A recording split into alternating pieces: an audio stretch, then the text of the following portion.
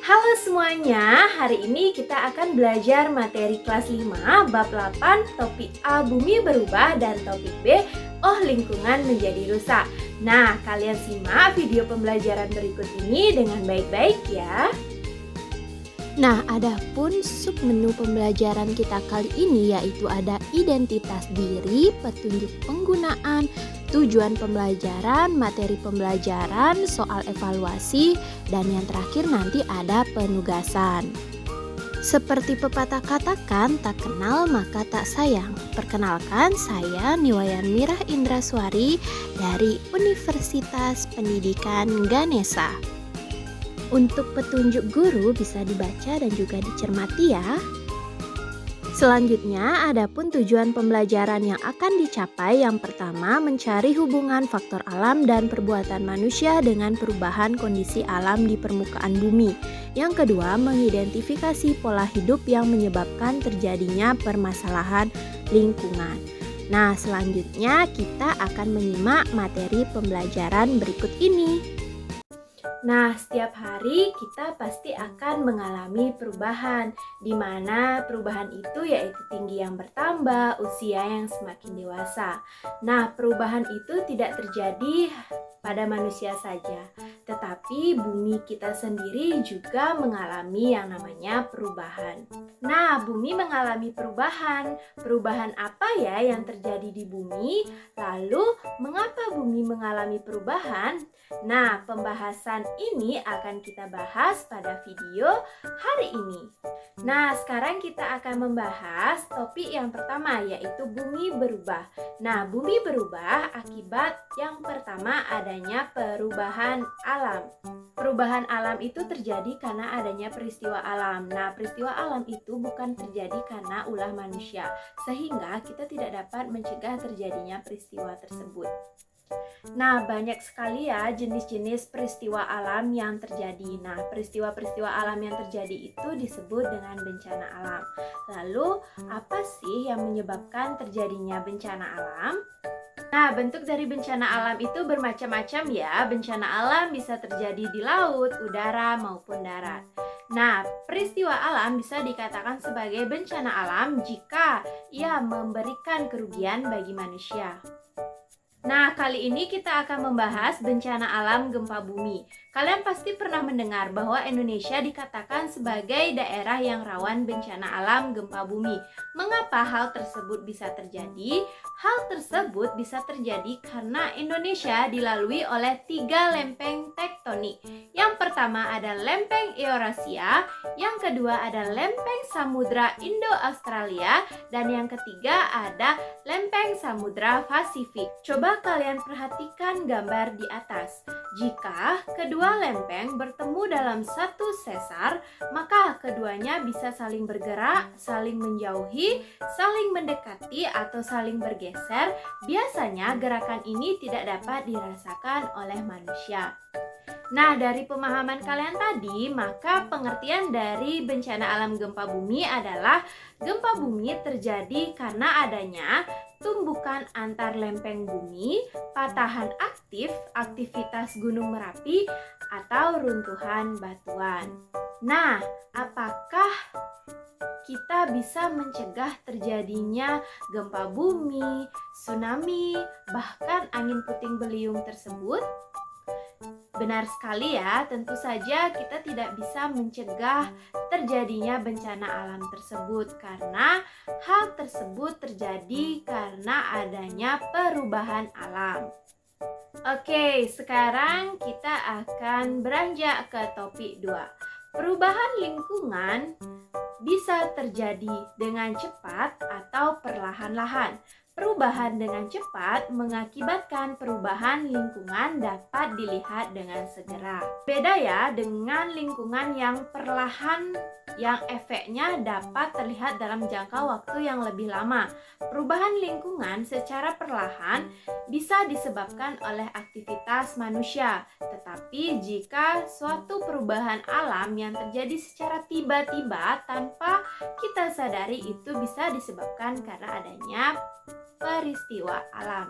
Berbagai kegiatan manusia dapat menyebabkan perubahan lingkungan tanpa kita sadari. Misalnya, manusia membutuhkan kayu untuk membangun suatu rumah. Jika seseorang menebang pohon di hutan, jika tidak ada penanaman kembali, maka lama-kelamaan hutan tersebut akan gundul. Di sini ibu mau bertanya, apakah di lingkungan sekitar kalian terjadi perubahan? Coba kalian perhatikan di sekeliling kalian, apakah terjadi suatu perubahan? Nah, coba kalian perhatikan gambar di bawah ini. Ada gambar 1 dan gambar 2. Gambar 1 terlihat bahwa ada seorang anak yang sedang membuang sampah ke sungai, dan gambar 2 terlihat ada seorang wanita yang sedang membuang sampah sembarangan. Nah, ini adalah contoh perilaku yang tidak baik untuk ditiru karena akan memberikan dampak buruk bagi lingkungan. Salah satu contoh mudah untuk menjaga bumi ini agar tetap hijau dan lestari adalah membiasakan membuang sampah sembarangan. Karena jika semua orang membuang sampah ke sungai sembarangan, itu akan menyebabkan banjir. Hampir semua kegiatan manusia itu menghasilkan sampah. Jumlah manusia yang bertambah juga menyebabkan semakin bertambahnya sampah yang dihasilkan. Beberapa sampah mengandung bahan yang membutuhkan waktu lama untuk terurai. Contohnya adalah plastik. Plastik akan tetap menjadi sampah dalam waktu yang cukup lama karena plastik adalah sampah yang sangat sulit untuk diuraikan. Nah, sampah plastik yang tidak dikelola dengan baik, misalnya dibuang ke sungai, akan mencemari lingkungan. Air sungai tidak dapat dimanfaatkan karena sudah mengandung mikroplastik yang diakibatkan oleh sampah yang dibuang. Tahukah kalian apa arti gambar di bawah ini? Coba kalian simak. Nah, arti gambar di bawah ini yaitu yang pertama ada sampah plastik. Sampah plastik ini jika dibuang ke sungai akan menghasilkan mikroplastik, di mana mikroplastik ini adalah unsur berbahaya yang dihasilkan oleh karena dibuangnya sampah plastik ke sungai. Kemudian mikroplastik ini dimakan oleh plankton. Plankton adalah makanan ikan. Ikan akan memakan plankton yang sudah memakan mikroplastik. Kemudian dari ikan yang sudah memakan plankton tersebut dibeli oleh manusia dan dikonsumsi dalam kehidupan sehari-hari. Nah, hal tersebut sangat tidak bisa kita tiru ya. Jadi kita harus membuang sampah di tempatnya agar sungai dimanapun tempat kita berada menjadi tetap asri dan juga sehat. Nah, seperti dikatakan tadi bahwa sampah merupakan suatu hal yang sulit untuk diurai. Oleh karena itu kita harus mengetahui cara mengelola sampah yang baik, yaitu dengan cara 3R. Yang pertama yaitu reduce, mengurangi sampah. Nah, cara dari mengurangi sampah yaitu misalnya ketika kita berbelanja ke swalayan, kita lebih baik menggunakan tas kantong belanja daripada menggunakan kantong plastik. Nah, dengan cara kita seperti itu, kita perlahan-lahan bisa mengurangi penggunaan plastik. Yang kedua ada reuse. Reuse yaitu memanfaatkan kembali barang yang masih bisa digunakan. Misalnya memanfaatkan botol plastik bekas untuk pot tanaman. Dan yang terakhir ada recycle. Recycle itu adalah melakukan daur ulang sehingga menjadi sesuatu yang bernilai. Contohnya mendaur ulang kertas, botol plastik ataupun kaleng. Nah, itu tadi video pembelajaran dan materi pembelajaran yang kita sudah bahas pada hari ini. Untuk selanjutnya kita akan melakukan soal evaluasi. Nah, setelah kalian memahami video pembelajaran tadi, sekarang kita akan melakukan evaluasi. Ayo, evaluasi. Soal pertama, apa yang menjadi penyebab bumi itu mengalami perubahan? Menurut kalian, jawaban yang benar apa ya? B. Kehidupan manusia. Mari kita buktikan. Salah, kehidupan manusia bukan penyebab bumi itu mengalami perubahan. Lalu, apa ya jawabannya? Jawabannya B, bencana alam. Mari kita lihat. Benar, yang menjadi penyebab bumi itu mengalami perubahan adalah bencana alam. Soal kedua, bencana yang terjadi karena peristiwa alam disebut, menurut kalian jawabannya apa ya? Jawabannya A, bencana alam. Mari kita buktikan. Benar, bencana yang terjadi karena peristiwa alam disebut bencana alam. Soal ketiga, bencana alam yang sering terjadi dan berbahaya. Menurut kalian, option A, gunung meletus, apakah bencana alam yang sering terjadi dan berbahaya? Iya, benar sekali. Lalu, option B, gelombang tsunami, apakah bencana alam yang sering terjadi dan berbahaya?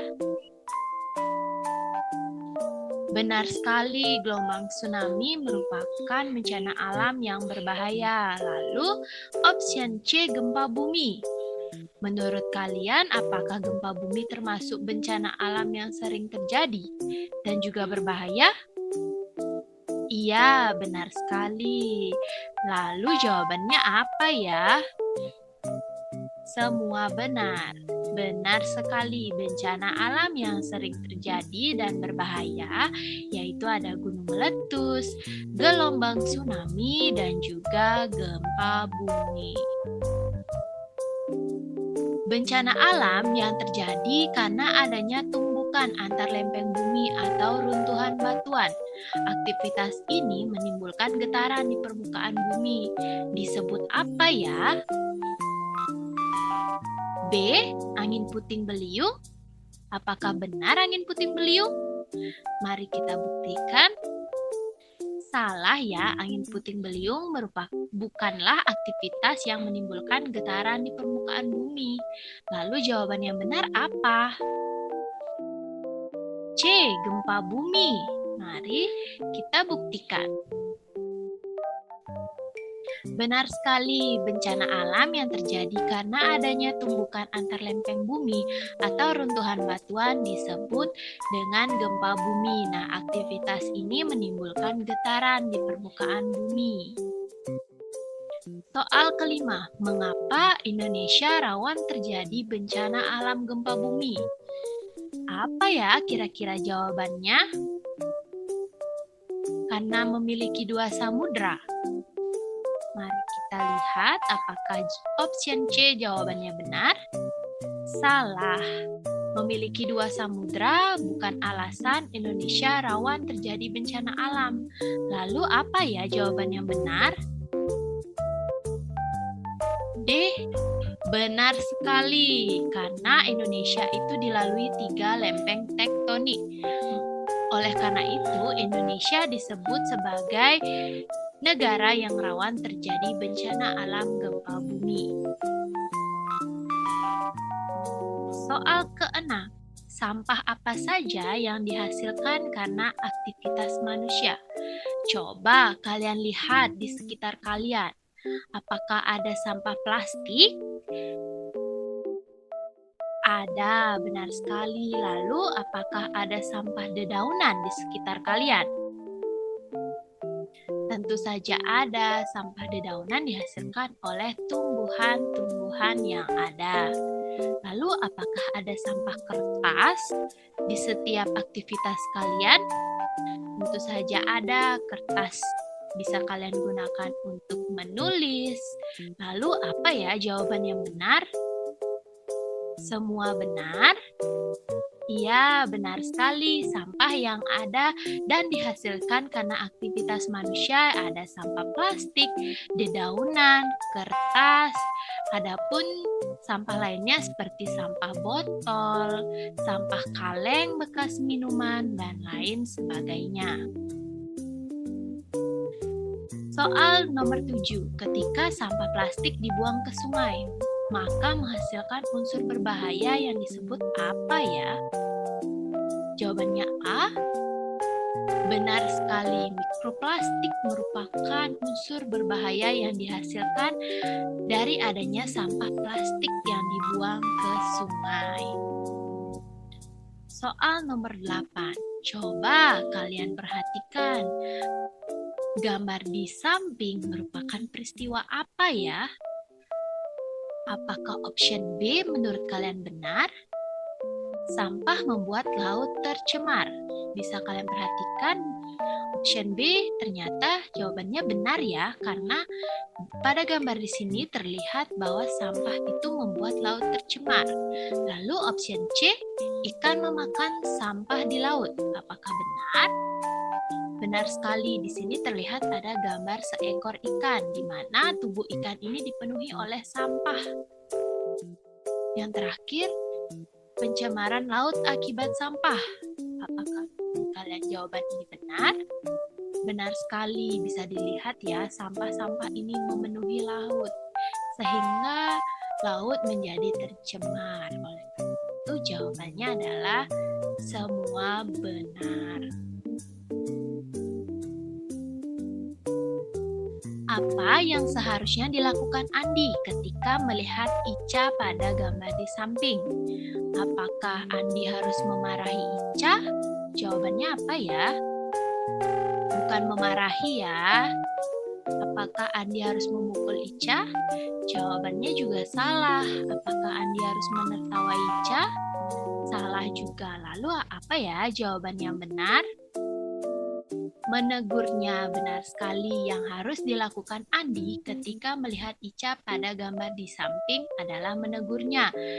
Menurut anak-anak, gambar di samping, Ica sedang melakukan perbuatan apa ya? Benar sekali, Ica pada gambar di samping terlihat sedang membuang sampah sembarangan. Oleh karena itu, Andi dan teman-temannya harus menegur Ica untuk membuang sampah pada tempatnya.